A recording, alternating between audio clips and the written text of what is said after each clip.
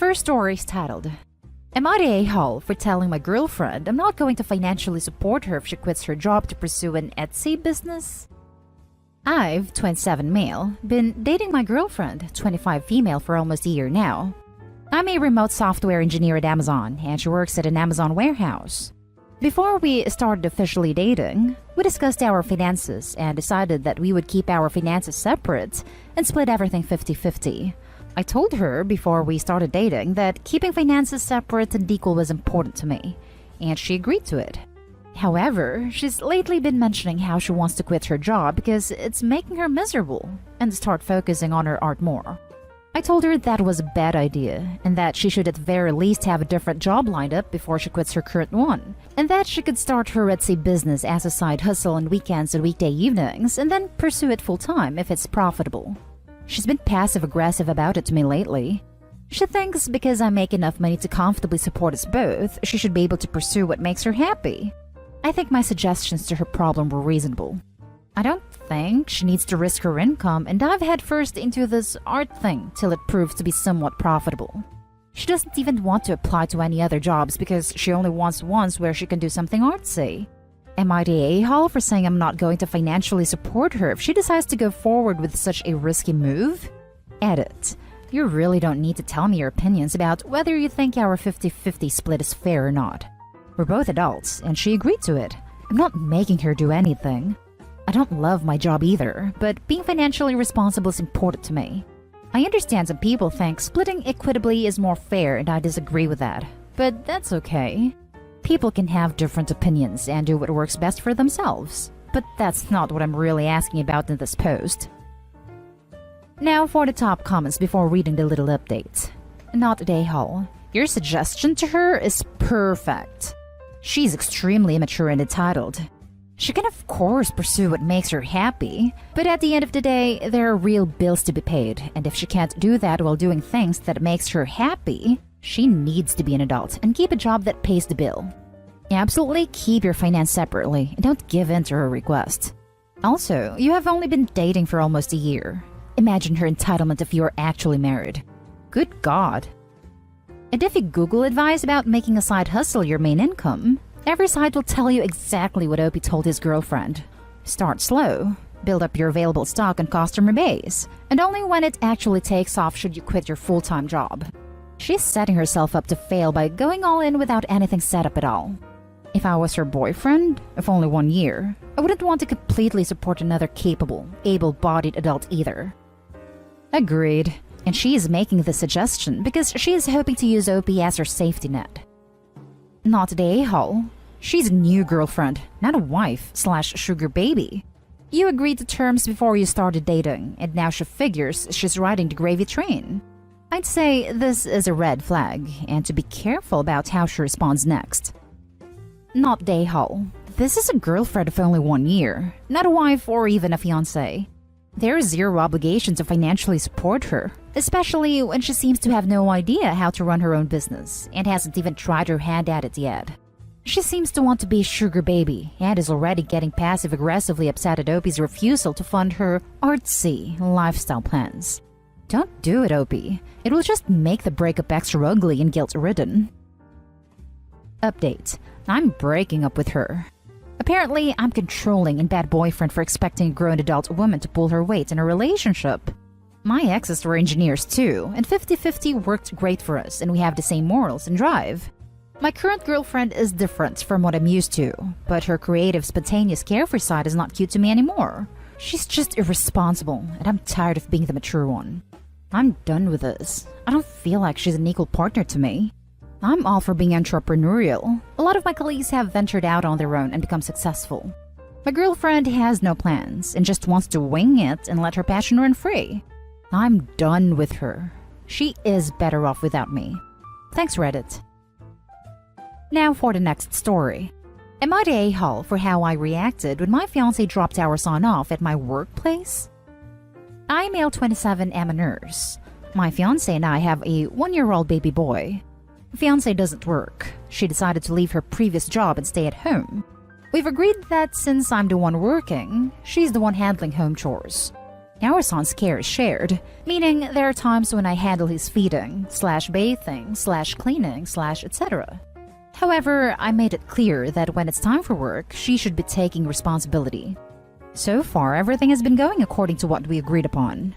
But recently, she's been complaining about my shift hours changing, which is something I can't control obviously, because currently the unit lacks in nurses, and it's impossible for me to do day-to-day planning because sometimes I'd work 12 hours, sometimes 15.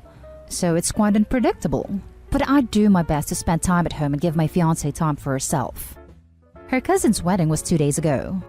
That morning, my fiancé wanted me to skip work and stay home with our son so she'd go to the salon with her sisters. I told her I can't just skip work for the day. I already had a long day shift that started at 7:45 a.m. till 6 p.m. I told her she could either call my mom or just wait for me to come home. She threw a fit and saying her cousin's wedding was important and I was being unsupportive. I left home after that and started my shift at the hospital. At around 1 p.m. when I was in the middle of work, it usually gets busier in the afternoon, I got a few missed calls from my fiancé. Then she sent a text telling me she was at the hospital's parking lot with our son.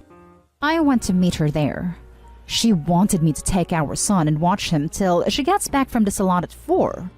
I lost it. I told her I can't watch our son when I'm in the middle of my shift, and she kept saying I should just let him stay with me and that it was okay. I absolutely lashed out at her. I called her unreasonable and selfish. She could have let someone watch him, but she said her family was busy. We got into an argument and she left him with me. I had to drive to mom's house and let her have him till I finished my shift. I got home, but I was extremely pissed. My fiancé and her mom said I overreacted and that I was supposed to help since he's my son too. Mother-in-law said I was in the wrong for caring more about work than my own son, but I already told my fiancé I was busy.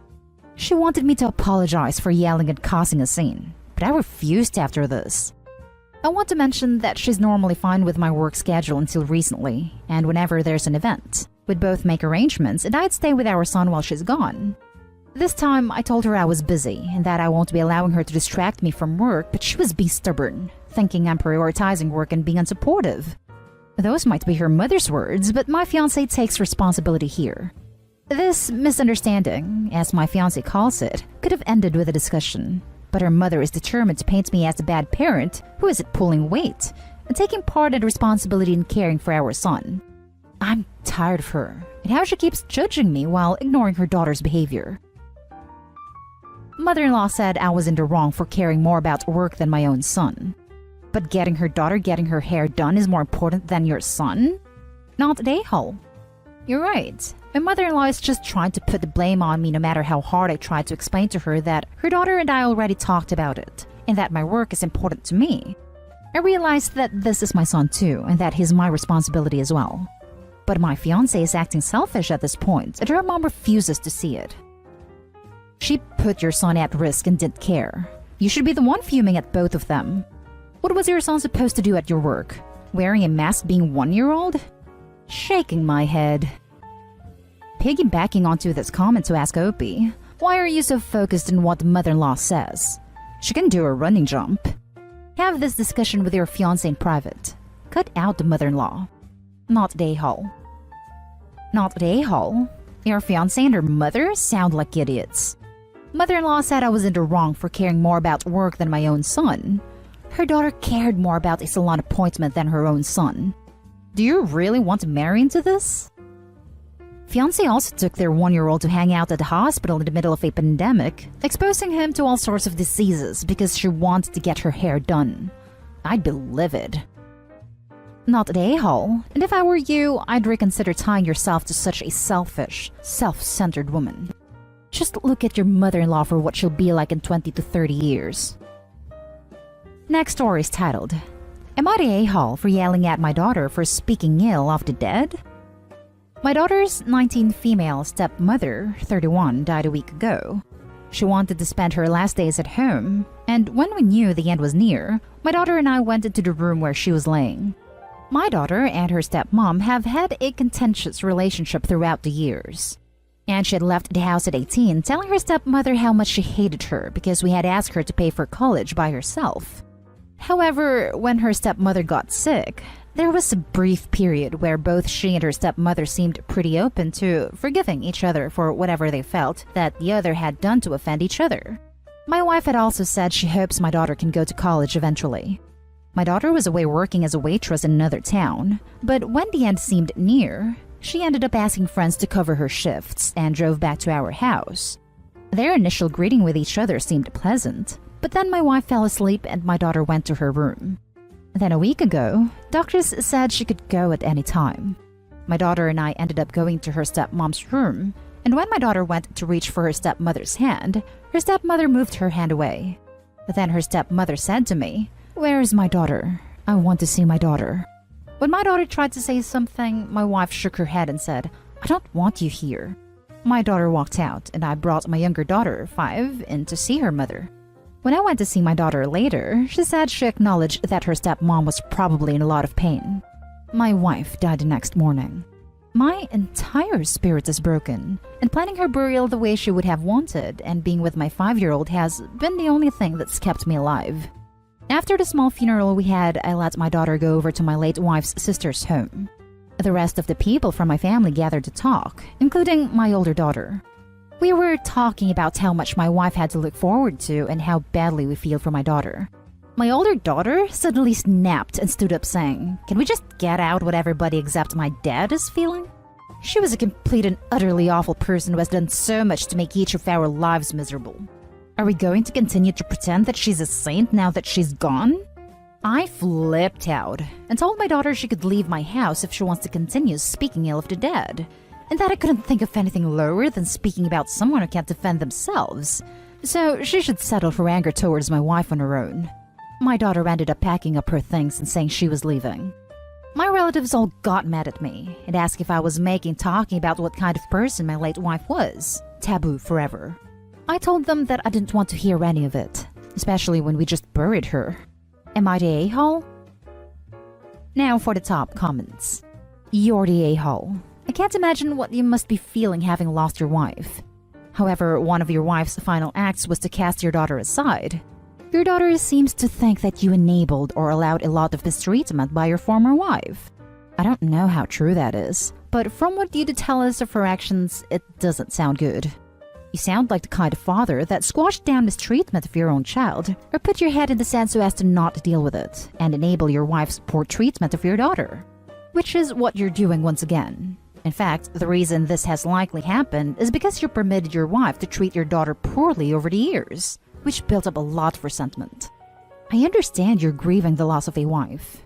Again, I can't even fathom that. But you're going to lose a daughter soon too. It's time to start cutting your losses. Unless you deal with this, her way of settling her anger on her own will highly likely be by either cutting you out of her life or having a very frosty relationship with you for a long time. I'm sorry for your loss. Important edit.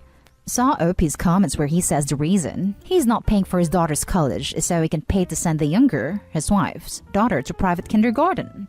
Wow.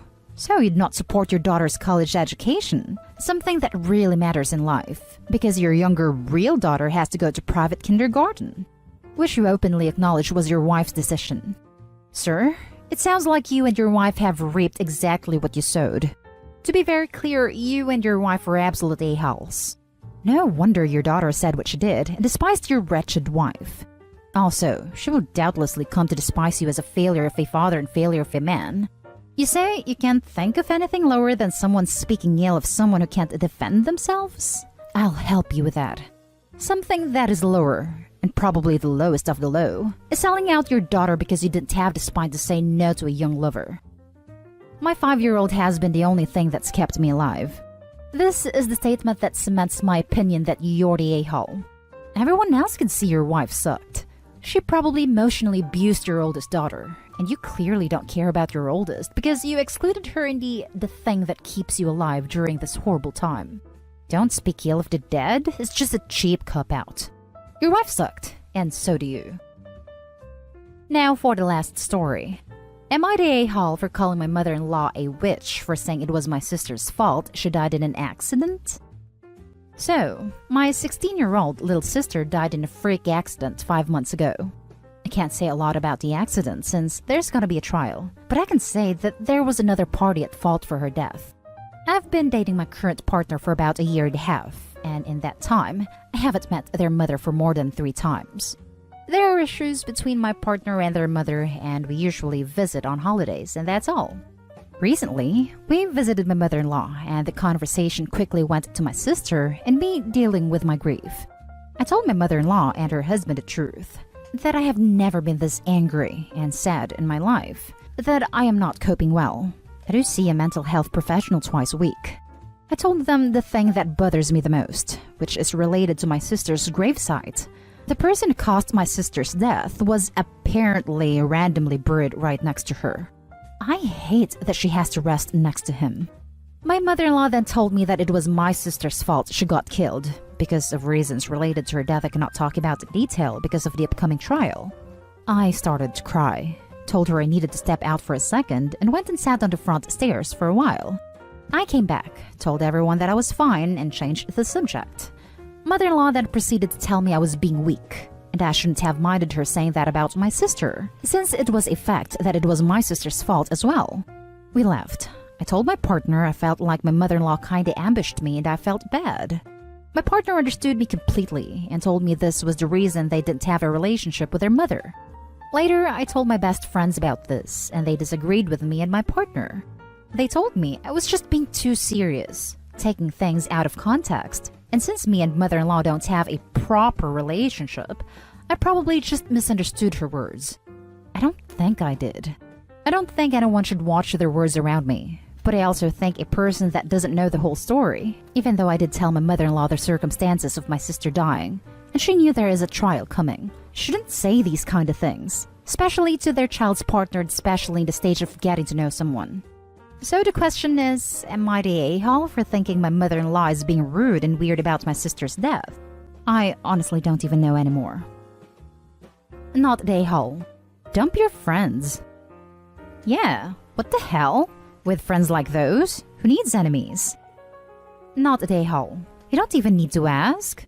Seriously, most people would have lost it on your mother-in-law if they were in your position. I honestly expected you to blow up on her, but yeah, your feelings are totally justified. Holy crap! NTA, NTA, NTA. First of all, I am so sorry for your loss, OP. Second, is your mother-in-law a freaking sociopath? I don't think she even makes a-hole territory because that is a whole new level of heartless. Even if the accident was 100% your sister's fault, you would still feel indescribable pain. We are human. There's no logic or fact when it comes to our emotions. There is no math for grief. We hurt when we lose who we love. Nitpicking over liability and blame is the job of insurance companies and attorneys. Her calling you weak for a very justified human reaction disrespects both your grief and your sister's memory. I'm so sorry she said that to you, and I would suggest not speaking to her until she sincerely apologizes. You need your space now. Best of luck. My thoughts are with you and your family. P.S. To hell with your friends. And that's the end of this video, folks. As always, leave a comment and hit like and subscribe. And if you want more of this content, turn your notification on to get updated on the latest videos. And I'll catch you in the next one. Stay safe.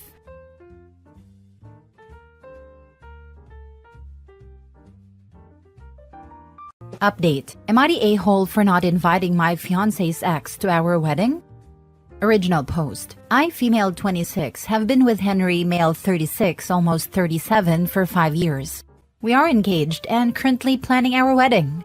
A little background. Henry is the youngest child and his mother really wanted a girl.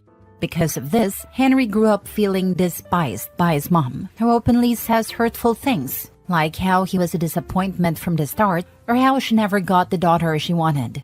Despite this, instead of going no contact with her, Henry has been trying very hard to win her love. Henry had a long-term ex, female 32, who is very close with his mother. She became the daughter his mother always wanted. However, his ex cheated on him with a coworker and left him.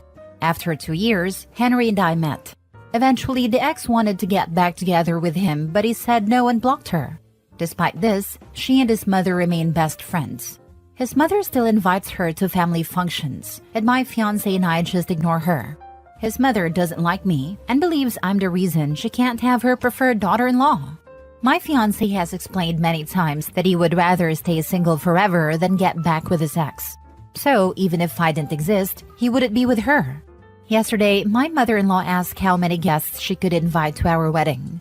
I told her that since my parents could invite 8 to 10 people, she could do the same. She thanked me, but an hour later, she smiled and said, "Well, we have one yes already," referring to my fiancé's ex. I told her that was very inappropriate, since we aren't friends with her. She responded by saying that it's her guest list and none of my business. Then she said I'm insecure because the ex is the whole package and that I'm just a rebound girl. Henry told his mom to stop and ask her to leave. Once she left, he asked if I could be the bigger person and let her have this, as he really wants his mom to be at the wedding. He suggested that if inviting his ex would keep his mom quiet, we should just ignore her. Am I the a-hole for not wanting her there? P.S. We are mostly paying for the wedding ourselves, with some help from my dad. Mother-in-law hasn't contributed. Now for the top comments before reading the updates. I mean, you could go a couple of ways with this. 1. Disinvite mother-in-law and her entire guest list. 2. Ask fiancé to get a spine because no way are you having his cheating ex at your wedding. 3. Let ex come to the wedding but thank her during her speech for cheating on your now husband, because without her being a cheating whore, you would have never met your husband. I would choose 3, but I'm a petty a-hole. Not a-hole. There's 0 chances of him doing 1 or 2, so I either have to cancel the wedding or choose option 3. Not a-hole. Your fiancé is a big a-hole. If you marry him, this will be your future, unless he grows a set. You will be third after his mom and the ex. Is this how you want to live? I suggested therapy regarding his relationship with his mother. He thinks we just have to accept her the way she is. Oh dear girl, please don't marry him. What happens when y'all have kids if that's the plan? She likely won't like them, and if they are boys, she will treat them just as horrible as her own son. Are you going to allow it? Seriously, don't get married. Or at least pause the wedding until you both are on the same page about handling his mom. I just texted him that we need to have a talk when you get home. I'm going to cancel the wedding at this point. I'll post an update after my talk with him tonight. Now for the first update. Thank you so much for the comments and DMs.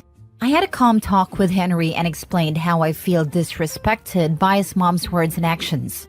While I can't control who she associates with, it is very disrespectful that she invites her ex to all the gatherings, and that the two of them constantly pick on me. Henry acknowledged this, but said that's just how his mom is. I told him that it's best we cancel the wedding at this point because I want our wedding day to be a happy, memorable occasion, not one filled with drama and stress. I added that his mom is going to ruin this day, and that he's just going to accept it as usual, which I can't tolerate. I told him I won't marry him until he sets some boundaries with his mother. This situation is ridiculous. Henry went on about how he can't cut his mom out of his life because she sacrificed so much raising him and his brother as a single mom. But he admitted he doesn't know how to handle her either. I told him I can't make that decision for him, but I'm going no contact with his mom. I suggested that maybe therapy could help him realize how abusive and toxic his relationship with his family is and help him decide what to do with his life. I also said I won't attend any more gatherings. He went quiet for a while. Then he called his mom on speakerphone to tell her that the wedding was canceled. She went on, saying he finally did the right thing by dumping that whiny witch, calling me insecure and controlling and saying it was a miserable relationship. Henry kept interrupting her, saying, "Mom, stop." But she didn't care. In the end, he told her, "Mom, we are not breaking up. She's here and heard everything." She canceled it, not me, because you kept disrespecting her.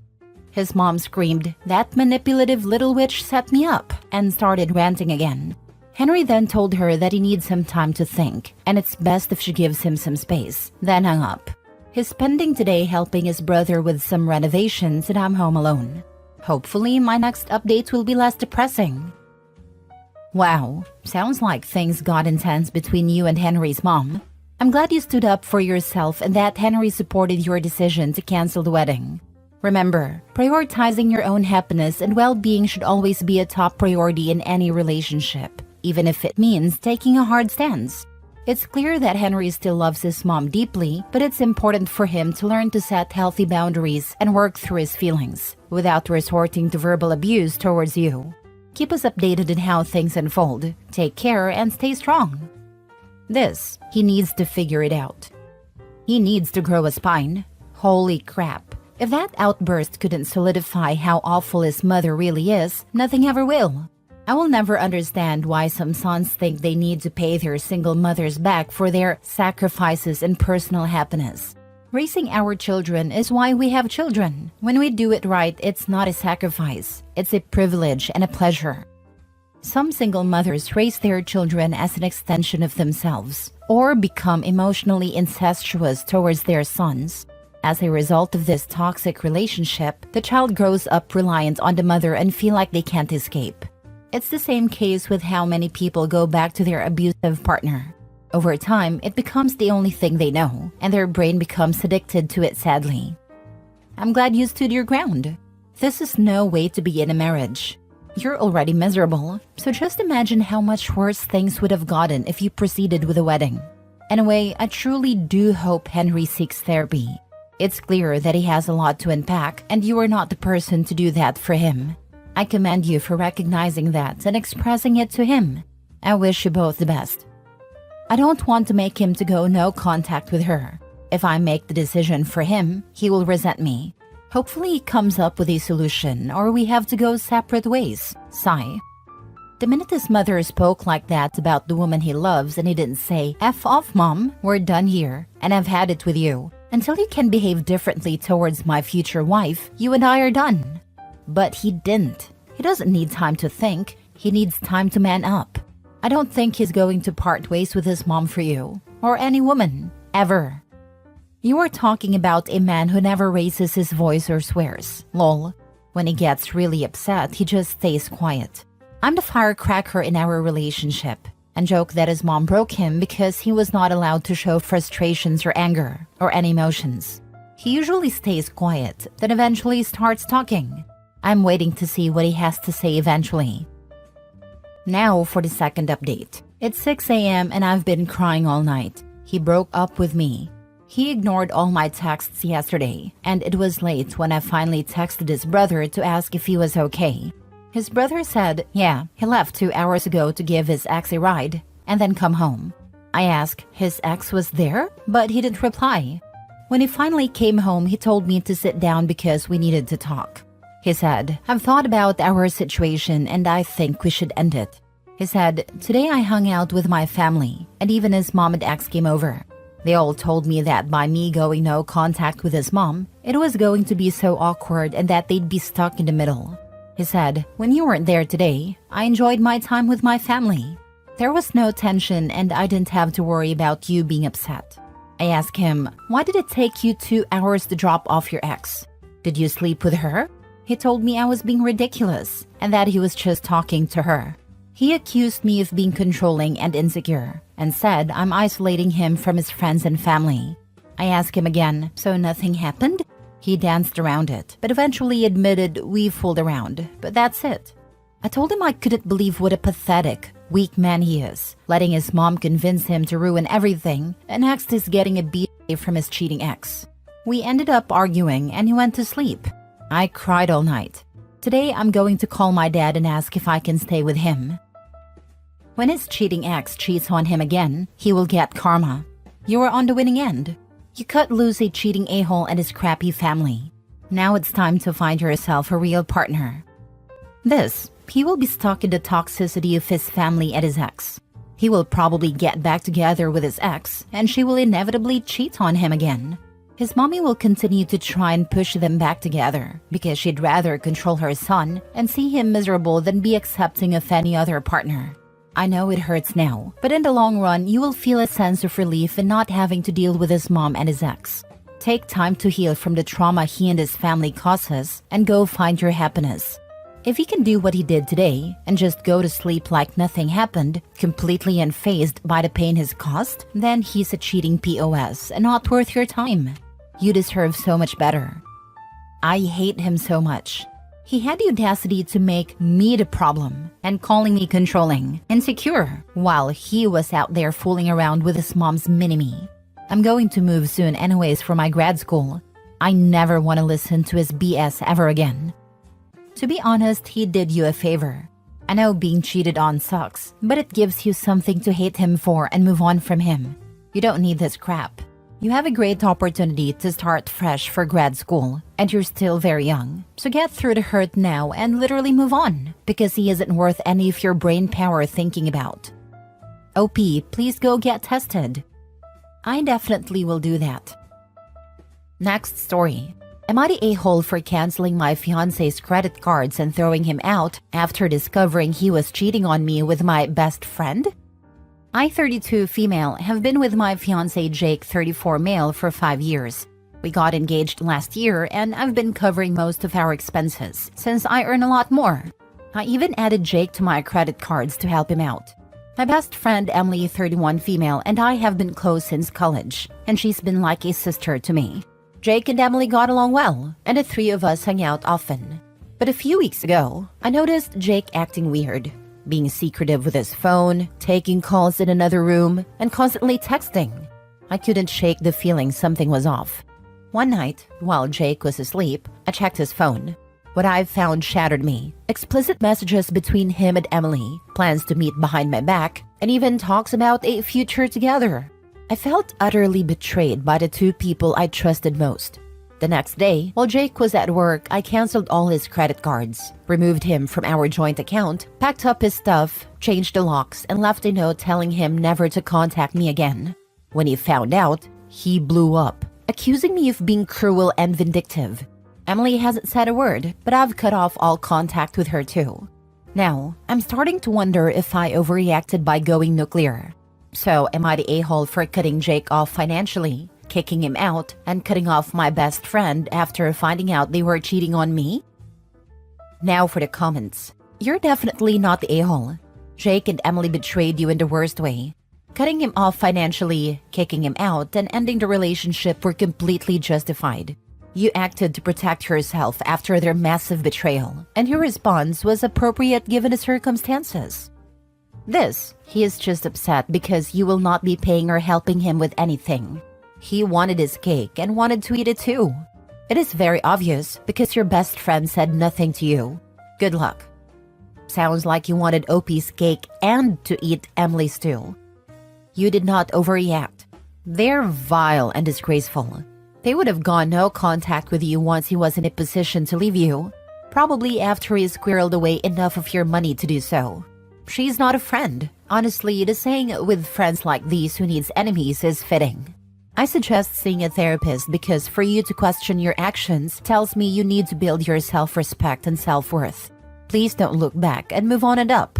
Not the a-hole. Thank you. Last story. Am I the a-hole for telling my brother's fiancé the truth about why our family doesn't like her? So I, 28 female, have a younger brother, Mike, 26 male, who got engaged to his girlfriend, Rachel, 25 female, about 6 months ago. From the outside, Rachel seems like a nice enough person. She's polite, friendly, and gets along with most people. But here's the thing, our entire family cannot stand her, and it's not for the reasons you'd think. It all started when she met our family for the first time. My parents have a pretty quirky sense of humor and we all tease each other a lot. It's all in good fun. But Rachel took everything super seriously. She'd get offended at harmless jokes and would sulk whenever someone teased her, even in the slightest way. We thought maybe she just needed time to get used to us, but it only got worse. At every family gathering, she'd find a way to make everything about her. If someone talked about their job, she'd jump in with a story about how hard her work is.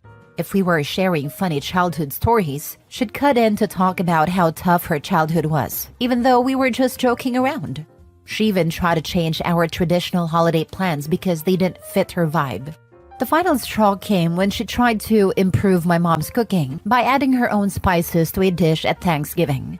My mom's a great cook, and this did not go over well. Rachel acted like she was doing us a favor, but it was really just insulting. After months of this, Mike finally asked me why our family was being distant with Rachel. I was honest and told him that while we all try to like her, she's been stepping on everyone's toes since day one. I mentioned how she doesn't seem to respect our family's dynamic and how her behavior at family gatherings has been pretty off-putting. Well, Mike told Rachel everything I said, and she lost it. She called me crying, saying I've ruined her relationship with our family and that she doesn't feel welcome anymore. My brother is now furious with me, saying I should have just kept my mouth shut. My parents are staying out of it, but they don't disagree with what I said. Now, Rachel is demanding an apology, but I'm torn. I was just trying to be honest with my brother, but now I feel like I've caused a huge rift. Am I the a-hole for telling my brother the truth about why our family doesn't like his fiancée? Am I the a-hole? Nope, you're not the a-hole. You were honest with your brother when he directly asked why the family was being distant with Rachel. It's not like you went out of your way to bash her. You simply explained why her behavior has rubbed everyone the wrong way. Rachel's constant need to make everything about her, her sensitivity to harmless teasing, and that whole Thanksgiving cooking fiasco were legitimate reasons for the family's frustration. If she's upset, it's because she didn't want to hear the truth, not because you did something wrong. Your brother might be mad now, but he asked for honesty, and you gave it to him. So, not the a-hole. You were just trying to clear the air. I mean, the teasing can be hard to interpret what's friendly/normal level of a family's teasing when you are the outsider. So that, I would have advised not making her a target for the first while, but allow her to be exposed to the normal levels and see how she responded when she wasn't the target. You know, to gauge her tolerances. But everything else, she's kinda out of line.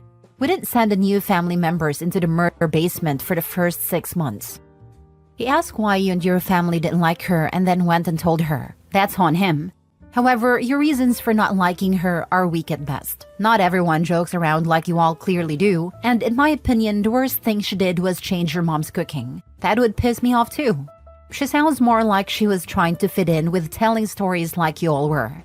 This is your brother's girlfriend, and the fact you all seem to have a problem with her is just going to push him away.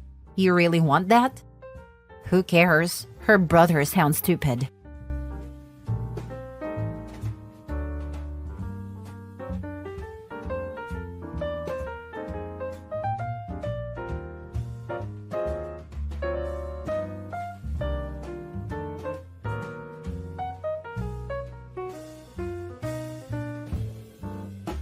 Update. Am I the a-hole for breaking up with my girlfriend after a prenatal pregnancy test confirmed I was not the father? Original post. I, 26 male, was in a relationship with my girlfriend, 26 female, for almost 6 years. We loved each other, but last year, my girlfriend and I decided to separate for a while to rekindle our relationship.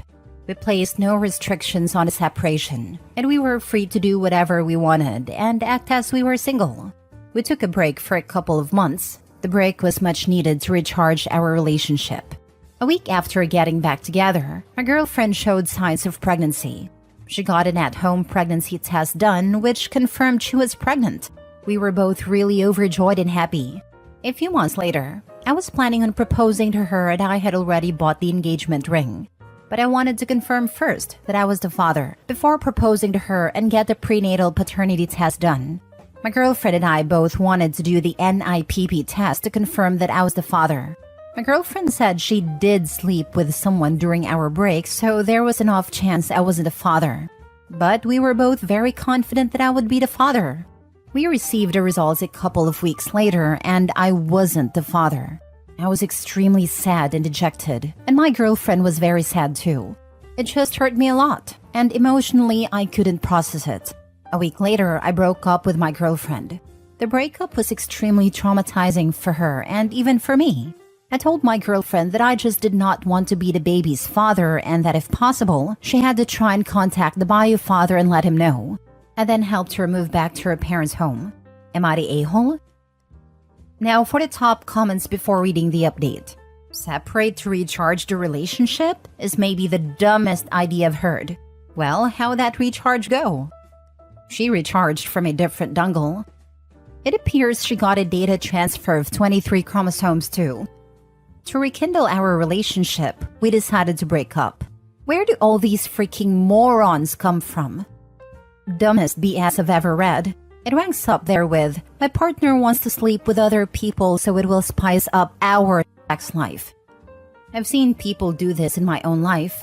It almost always ends up one of the parties sleeping with a bunch of people during the break, and the other person wasn't realizing that the reason for the break was so it wasn't technically cheating.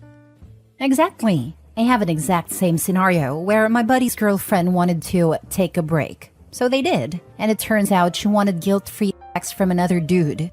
He broke up with her shortly after that, LMAO. Now for the update. So just a quick update, as a few people in the comments were wondering as to whether my ex knew who the bio dad was.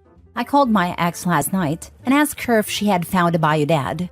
She said no, that she just knew his first name but didn't have his number or any social media. She had met him at the bar. It was pretty much a one-night stand. I asked her how her parents are taking it, and unfortunately they aren't taking it too great, and they are being really critical of her. Her parents liked me, and they had no idea we even took a break. My ex was a bit of an emotional mess when I called her last night, and I really felt bad. I really wish that baby was mine. My ex and I really envisioned spending the rest of our life with each other, but it sadly isn't. I told my ex last night that was the last time I was going to call her and wished her well on her future. She was crying really badly at the end, and it pretty much broke my heart when I hung up. I too remember when I wanted to spend my life with someone. Oddly enough, taking a random no-rules break so I could get raw-dogged on one-night stand didn't quite seem to align with those life goals. Yeah, I really don't understand these stupid breaks. It's literally just a pass to bang other people. Just break up. It's for people in denial that the relationship is over. Opie said in his original post he was about to propose. If you had to take a break to rekindle the relationship, then marriage is a stupid idea. Worst idea is to try to save a relationship. Take a break, propose, have a baby. Dude, you gotta stop answering for anyone else's feelings besides your own. Because if your ex wanted to spend the rest of her life with you, guess what? She wouldn't have wanted a break in the first place. Don't project her feeling onto your partners, because it's obvious her feelings about you were completely different. Yeah, everyone gets one chance. There are no breaks, and everyone is at first responsible for themselves. You can't burn yourself to keep others warm. Next story. Am I the a-hole for refusing to consider stopping our divorce after my ex admitted her psychic friend lied about me having an affair?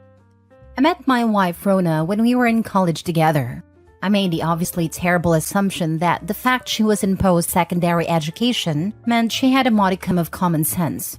We started dating our senior year and after job hunting, settled on moving back to her hometown after graduating. We found an apartment and lived together for 2 years before getting married. All good so far.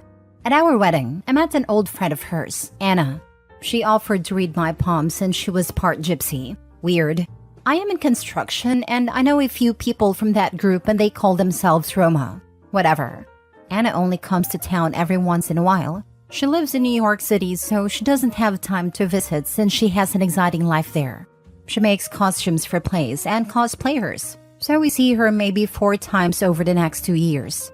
Last time she came was Labor Day last year, and that's when it got weird. All of a sudden, Rona starts acting oddly. She starts checking in on me at work, coming by when I'm working late, asking to use my phone because hers is almost out of power, that sort of thing. She finally comes out and accuses me of having an affair. I thought she was joking, so I laugh and say that I'm not. This sets her off like a Roman candle, because Anna told her I would laugh it off when Rona came for the truth. I laughed because it was ridiculous. I barely had time for a relationship with my wife at my job. I am home all weekend long. When I go golfing, her brother is almost always either in my group or at the club. And most important of all, I love my wife. I wouldn't do anything to harm her. And yet she takes the word of Anna, the psychic seamstress, over mine. She asks me to leave our apartment.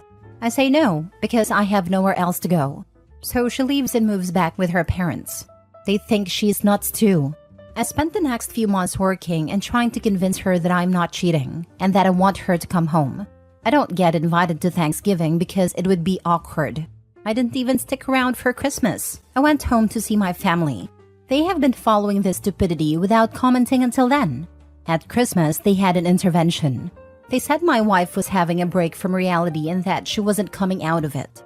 My dad told me to give my head a shake, which he only does when I'm being monumentally stupid. When I got back, I went to a lawyer and started my divorce. That was in January. Finally, at the beginning of April, Rona calls me to talk. I say that we should talk through lawyers. She starts to cry and I agreed to meet her in public if she will allow me to record our conversation so I can give a copy to my lawyer. She eventually agreed. Turns out, her and her parents hired a private detective to find my affair. 6 months and a huge bill later, zero evidence of an affair. She finally believes me and wants to come home. I tell her that our lease is up in July and I already found a job in Denver near my family. She says she would come with me, but I respectfully declined. I told her we just weren't right for each other. The truth is, I do not want to have my offspring share DNA with this dingbat. Anyway, I am moving ahead with my divorce. I am gutted that she took her friend's psychic vibration over mine. Her family has approached me several times. The last time, her dad offered to front us a 25% down payment on a house if I agreed to go to marriage counseling instead of just leaving. I politely declined. I cannot be bought. Rona is now depressed, but I see no way of ever trusting her again. She is young enough. She can marry again and wreck some other guy's life. Am I the a-hole? Now for the comments. This dingbat. I could not have described her better. Not the a-hole, of course. Reproducing with idiots needs to be an actual deal breaker for more people. It doesn't matter how hot they are, how good sex is, how perfect they would be if not for just this one thing, how lonely you are, etc. If you are going to have children, you don't get to pick a moron for a breeding partner. Child-free? Please take all the idiots you want. Enjoy your lives. Be awesome. Keep them from waving their hands in the air when getting on a helicopter. Pull the door they are pushing on in vain to open. Live your best lives. But if you are going to have kids, idiot needs to be on the list of deal breakers. Not a-hole for sure. Your comment reminds me of a story I was told in a college class. A very beautiful but dumb woman wanted to marry a very smart but ugly man in order to have very beautiful and smart children. The man just responded that they could end up with very ugly and dumb children. Not the a-hole. Once she took the word of a psychic over you, it was over. And the fact that she then convinced her parents to hire a PI to get info on your infidelities is just the icing on the top. And only the PI coming up empty brought about the realization that you were telling the truth. What else will she blindly believe when her psychic friend has another vision? Run, don't walk. I would imagine the parents hired the PI as a way to get her to come to her senses. Yep, they offered over $100,000 down payment for a place to try and get OP to give the marriage another shot. I'd bet good money that they suggested a PI and were happy to pay for it because they knew it would come up empty and push her back to OP. Next story. I told my parents that if they keep bringing up their daughter, they'll be dead to me. Did I go too far? My best friend was engaged to my parents' daughter, a girl who I once considered my sister. He loved her dearly. She was his first girlfriend and his first love. He was like a brother to me and a second son to my parents. They were happy when they started dating and even happier when they got engaged. The happiness only lasted a few months though, because his fiancée was having an affair with his brother. When she broke it off, his brother told him about everything. They were having an affair way before he even got engaged. My friend didn't take the news well. He was more hurt that his fiancée had an affair with his brother instead of a random stranger. He didn't have the best relationship with his brother anyway, and that was another betrayal. He couldn't cope well, and I guess this pushed him over the edge. I blame my sister and I blame his brother. His brother was rightfully disowned by his family, but my parents kept in contact with their daughter. I already hated my parents' daughter when I found out she cheated on my friend, but I absolutely hated her when he killed himself because of it. It has almost been a year since he died, and my parents keep trying to get me to talk to their daughter because she's not coping well and needs all of the love and support she can get. I told them that I don't care what she's going through and they could leave me out of it. They didn't take this well and started arguing with me. I tried to stay calm, but they kept insisting I talk to her. So I told them that if they keep trying to get me to talk to their daughter, they'll be dead to me too. I told them that I could care less what they do with her, but don't bring her garbage to me, and I left it at that. This caused my parents to cry, and my mom told me that she was trying to get the family back together and that my sister made a mistake. but I can't fault her for my friend dying because of it. Is she really remorseful? In other words, are the brother and her still together? No, they aren't together anymore. She is remorseful, I guess, but the person she owes forgiveness to is dead, so too late. She wasn't remorseful when she lied to her fiancé for months. She wasn't remorseful to accept his proposal, knowing full well she was already cheating then. She wasn't remorseful in picking the single most hurtful person to cheat on her ex with. She wasn't remorseful in dumping him despite her being in the wrong. For tens of thousands of moments, she gleefully lied to his face, then made plans to continue something she knew was inhumanly hurtful to him. She was so selfish that she couldn't even be bothered to break up back when the affair first started, and instead had to string both men along. Even if she feels sorry now, the crocodile tears are only for herself. She deserves zero empathy, and she has already gotten so much more from your parents than she showed the innocent dead man. She does not deserve an ounce more civility from you or anyone else. Cheaters only tend to be remorseful when they face consequences. They don't really regret what they did, they regret the fact that they have to face what they did to everyone around them. Your sister didn't make a mistake, she made a choice, and that choice came with consequences, not the a-hole. She didn't make a single mistake or a single choice. It was a series of very bad choices that she could have stopped at any time, the biggest one being she accepted his proposal. Last story. Am I the a-hole for demanding my husband returns my engagement ring to the store because he is making me pay for it through our joint account? My husband, 30 male, and I, 28 female, have been married for just under 3 months and have been having a huge argument about my engagement ring. We got married 1 month into him proposing to me. It wasn't a fancy wedding, and we had our honeymoon right after we signed the papers at the courthouse. He gave me a diamond engagement ring that's close to 8K, a 2-carat lab diamond.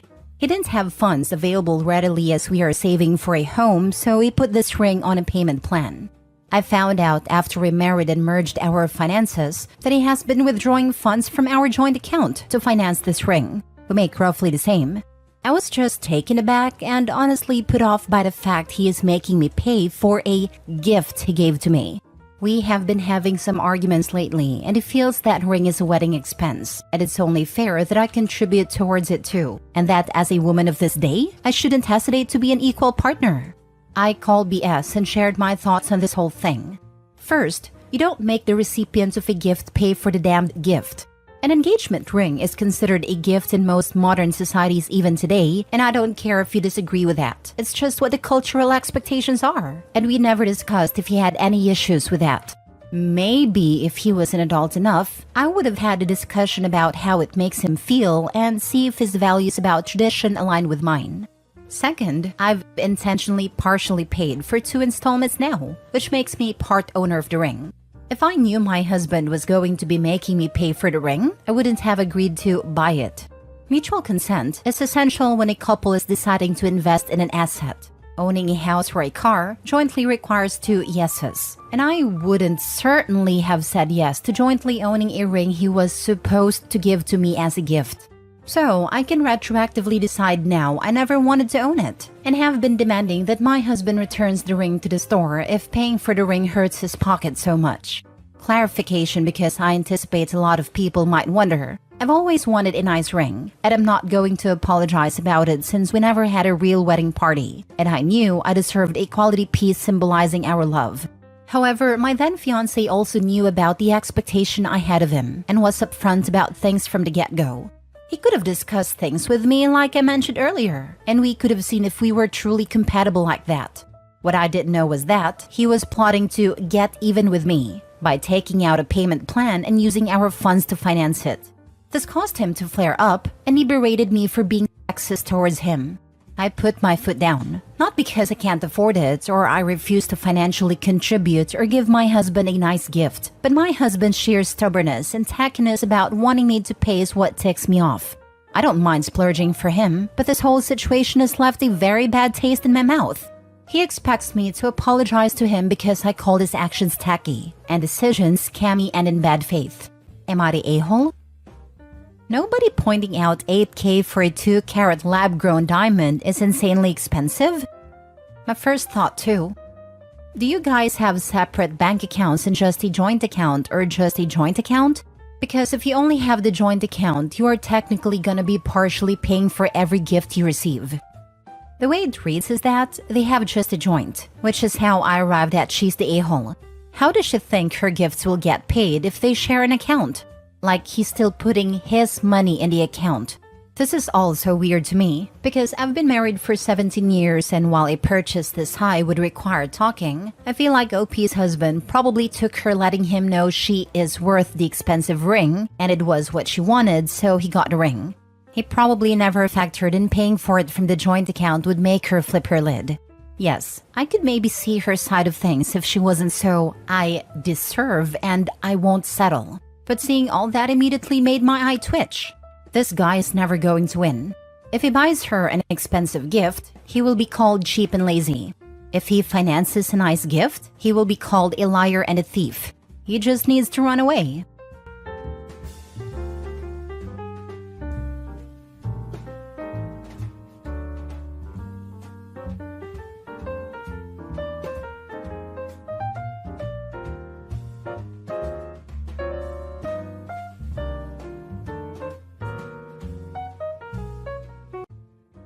Update. Am I the a-hole for asking my husband if I can cheat on him after finding out he cheated on me?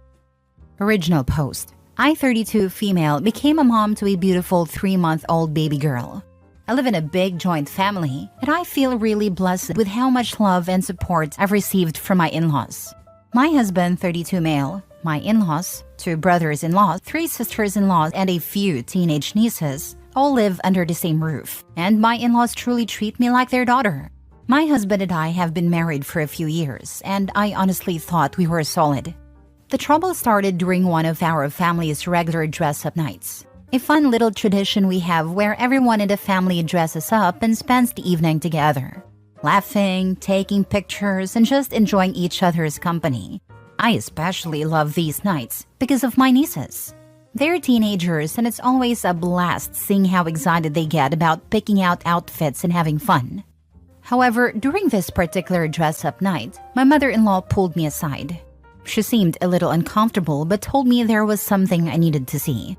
She showed me some WhatsApp messages that my husband had mistakenly sent to her instead of another woman. He had sent them thinking they were going to this woman, and they were clearly romantic and suggestive. From the way the messages were worded, it was obvious he had been having an affair with her.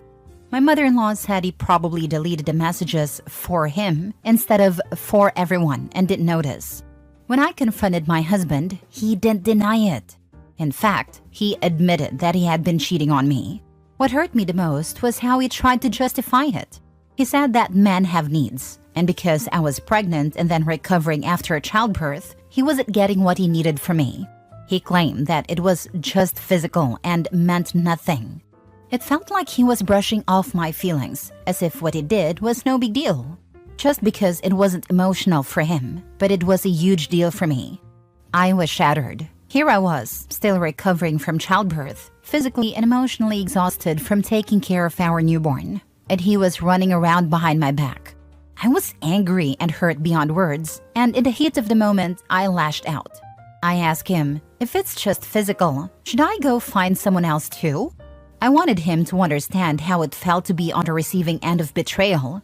I never want to cheat. It was just to make him understand how crazy he sounded. He got furious. He stormed out, claiming I was being disrespectful and that I went too far by suggesting I could cheat on him in return. Now here's where things get complicated. My in-laws are all on my side. They are furious with my husband for what he's done, and they've made it clear they don't support his behavior. They've been incredibly supportive of me and our baby, which I deeply appreciate. They're even on my side if I decide to divorce him. However, when I talked to my own mother about this, she told me I took things too far by saying I'd cheat on him. He said I should have handled it differently without stooping to his level. But that wasn't the only thing she told me. Apparently, my mom had known about the affair for a while. She had seen my husband with this other woman at some point, but didn't tell me because she didn't want her granddaughter to grow up without a father. I'm devastated. Not only did my husband cheat, but my own mother kept it from me. I understand she had her reasons, but I feel completely betrayed by the people closest to me.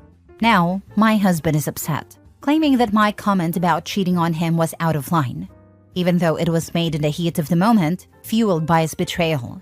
My mom also seems to think I went too far, even though she knew about his affair and chose to stay silent. So here I am, trying to make sense of everything. My in-laws are on my side, my husband is mad at me, and my mom thinks I should have kept my cool. Am I the a-hole for asking if I could cheat on my husband after finding out he cheated on me? Should I have handled this differently? Now for the top comments before reading the updates. Ignore your mom and your husband. The comment was out of line? He actually did cheat. Your mom can get lost herself for lying and enabling the cheating. OP, tell your husband to F off. I'm so freaking tired of reading this culture BS that entitles men to sleep with other women and then demand respect. I'm a guy, OP, and I find your arrogant, pompous, selfish a-hole of a husband abhorrent. Ask your mother if she slept with him too. Thought you shouldn't stoop to his level? Ignore her. Hopefully at some point your father cheats on her worthless butt. If you don't go no contact on her, you're crazy. And tell her the next time she sees her grandchild will be at her funeral. You don't want your grandchild introduced to such a valueless woman. Accept your in-law support. Confer with a seasoned family law attorney to discuss your entitlements and alternatives regarding parental rights and responsibilities, as well as support and property division issues. If you, for some reason, choose to stay with a-hole, make it conditional on your ability to have an affair outside of the marriage, subject solely to your discretion. If you can't accept that, back to number 3. Introduce your illustrious husband on social media. Broadcast that if anyone is looking for an unfaithful, lying, cheating, arrogant, pompous, self-absorbed a-hole, they came to the right place. You know, cheating is one thing. Acting entitled to do so is another. Tell him he hasn't fulfilled your needs for a long time. You're looking for his replacement. Remember, hell has no wrath like that of a woman scorned. Now for the first update. It's currently 3:35 a.m. and I can't sleep. I'm lying here in my in-laws' house, and the only ones who seem to be sleeping are the kids. I just needed to share what's been happening since my last post. First of all, thank you for all the supportive comments. They've really helped me feel less alone in this mess. So after I posted my original message at 1 a.m., I couldn't shake the feeling of guilt that was swirling inside me. My mother keeps insisting that my husband's cheating was a one-time mistake, and I should just stay for the sake of our daughter. But I know deep down that it's so much more complicated than that. Finding out about the affair was a blow I never saw coming, especially during our family dress-up night when my mother-in-law pulled me aside to tell me. Since then, my in-laws have kicked my husband out of the house, and they've been incredibly supportive. They really treat me like family, which is a relief because my own dad was more of a ghost in my life than an actual father. It is hard to explain how grateful I am for their support during this chaotic time. They've stepped in and made it clear that they're on my side, which has been comforting. But I can't shake the feeling that I need to figure out who his affair partner is. I have this nagging suspicion that it might be my best friend Tara, as I saw him use that name in some of the texts he accidentally sent my mother-in-law. The thought makes me sick. I don't want to believe it, but it's hard to ignore. In the morning, I plan to have a serious talk with my husband, but I also need to talk to a lawyer about divorce and custody. I've worked hard to build my own career and finances, so I know I can support myself and my daughter, but it's still scary to think about what the future holds. I'm trying to remind myself that I deserve better than this. My mother's voice has been echoing in my head, urging me to think about my daughter, but I need to prioritize my own happiness too. Staying in a relationship built on lies and betrayal isn't healthy for any of us. I want my daughter to grow up in a loving environment, not one where her parents are constantly at odds. I also need to confront my mother about the fact that she knew about my husband's cheating and didn't tell me. She claims she didn't want my daughter to grow up without a father, but I feel betrayed. I have to set boundaries and make it clear that I need her support, not just for my daughter's sake, but for my own sanity. For now, I'm staying with my in-laws, who have really embraced me during this time. It feels nice to be part of a family that genuinely cares for me.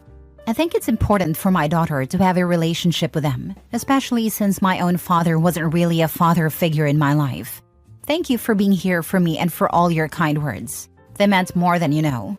I'll keep you updated as things unfold, and I hope to find the strength to navigate this storm.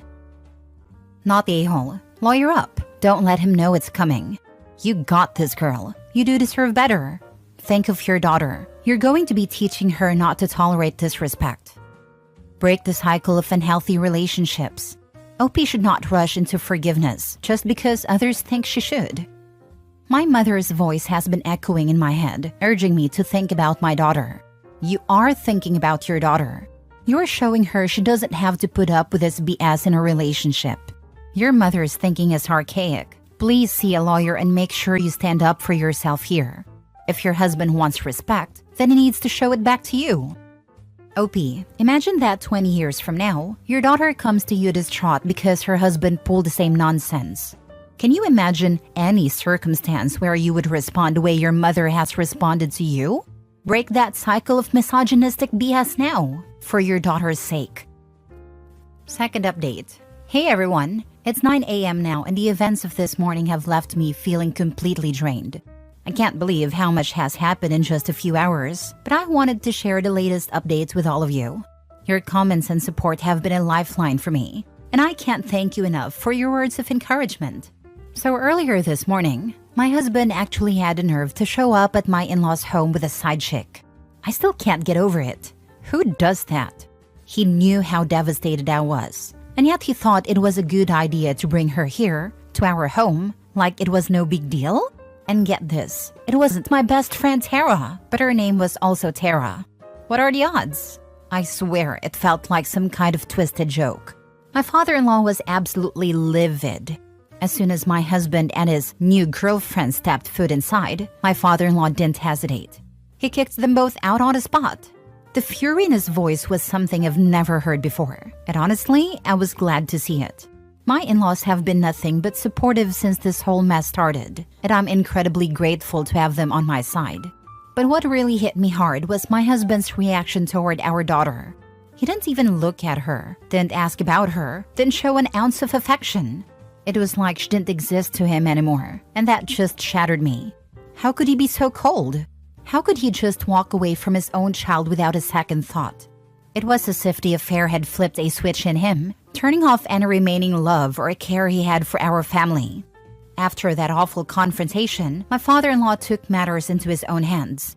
He immediately contacted a lawyer to begin the process of removing my husband from the family inheritance. Instead, he's planning to put our daughter's name in his place.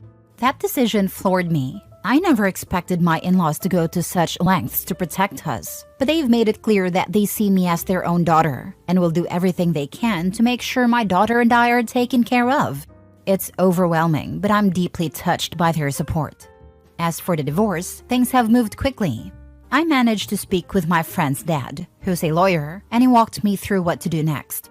Since divorces in India can take anywhere from 6 to 18 months, he recommended creating a legal agreement with my husband to cover the interim period. This agreement has several important clauses, all designed to protect me and our daughter until the divorce is finalized. Here's what we've put in place. Living arrangements. I will continue to live with my in-laws until the divorce is finalized. This ensures that I'm in a safe and supportive environment, and there won't be any more drama or accusations about infidelity. No access to our daughter. My husband will not be allowed any contact with our daughter during this period. Monthly financial support. My husband is required to provide a fixed monthly amount to support me and our daughter. While I have my own job and finances, this will help cover the extra costs of raising our daughter and ensure we're not struggling during the divorce process. Behavioral clauses. My husband also agreed to some behavioral clauses, including not bringing the side chick anywhere near our home or child and maintaining a respectful distance from me and my family. This was important because I don't want to deal with this drama while I'm trying to move on. Legal fees. He also agreed to cover a portion of my legal fees for the divorce. I've worked hard for my career, but every bit helps in situations like this, especially with how long and expensive divorces can be. Here's the shocking part. My husband signed the agreement without any argument. No fights, no pushback, just signed and walked away like he couldn't care less. As he handed the papers back to the lawyer, he sneered at me and said, "Get out." It was like he didn't even see me as a person anymore. I had spent years building a life with this man, and now all I could see was someone who wanted me gone as quickly as possible, like I was the problem. I'm still in shock at how easily he threw everything away. Our marriage, our daughter, and our life together. His total lack of remorse is mind-boggling. And the fact that he's already moved on with someone else, proudly flaunting her in front of his family, makes it clear to me that he never really cared about us. He's treating this like it's just a bump in the road, and now he can go on living his new life without any guilt. I can't help but feel betrayed on so many levels. This man was my partner, the father of my child, and someone I trusted completely. Now I'm realizing just how deep his betrayal goes. I guess I was holding on to some hope that maybe he would at least show some regret, some concern for what he did. But after this morning, it's obvious that's never going to happen. So, here I am, sitting in the home of people who feel more like my real family than he ever did. I'm so thankful for my in-laws, especially my father-in-law, who immediately took charge of the situation and did everything he could to ensure my daughter and I will be okay. I've already started looking into divorce proceedings, and with the agreement signed, I feel a little more at peace knowing I have some security until the process is over. Thank you again for all of your kind words and advice. I honestly don't know how I would have made it through the last 24 hours without this community. I'll keep you updated as things progress, but for now, I'm focusing on staying strong for my daughter and building a new future, one that doesn't involve a man who was willing to walk away from everything. Last story. Am I the a-hole for completely cutting my wife off from our finances because she wouldn't stop ordering takeout? I am 41 years old and male. My wife is 39 years old. My wife doesn't work due to a minor disability. It's not as if she cannot work, but she complains of discomfort and exhaustion all the time. The discussion over her working basically ended 5 years ago, and I have completely given up on the prospect of her ever having a job again. Seeing as she doesn't even come close to qualifying for disability and brings in no income, we currently live entirely off my salary. I do not mind financially supporting her, but my wife's spending habits have gradually become more and more reckless. It began with her ordering takeout twice a week, and then that escalated into 3 times a week. And now she's ordering takeout nearly every day. This is all despite our fridge being stocked constantly.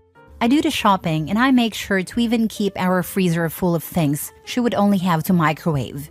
Last month was a particularly heavy one for her. She spent $1,176 on delivery apps alone. We cannot afford this. There were several days that she ordered twice. I may have reacted harshly, but on Friday, I pulled money out of our savings, completely paid off the card, and then canceled it. I then removed all the money from our joint account and funneled it into my own account. Apparently, my wife learned this when she tried to order takeout. She tried to call the company, who explained the card had been canceled. She texted me asking what had happened, and I responded that she was cut off. Well, when I walked in the door that evening, my wife was lying on the floor dramatically saying that she had low blood sugar. I told her she could eat any of the food we have in our fridge or freezer. I also noticed that she took the garbage out, probably for the first time in a decade. I'm surprised she even knew where the outdoor bin was. I can only assume she was disposing of the evidence of what she ate, as she was pretending to have not eaten. But I honestly don't care enough to dig through the garbage to find it. She was furious at me all weekend. Was what I did over the top? Not the a-hole. $1,176 on takeout? That's a half a month's wages for me. No, this needs to stop. And the manipulation with the blood sugar thing is beyond overdramatic. And the fact she took then garbage after years of not doing proves she knows what she is doing. I'm wondering if it will save money long-term to divorce her. Damn. This thinking is actually justified. I know of a 30-plus year marriage that ended up in divorce. A very big part of it had to do with finances. One worked and the other refused to, and used their child and then grandchild to justify their own personal spending habits and refusal to work. Craziness.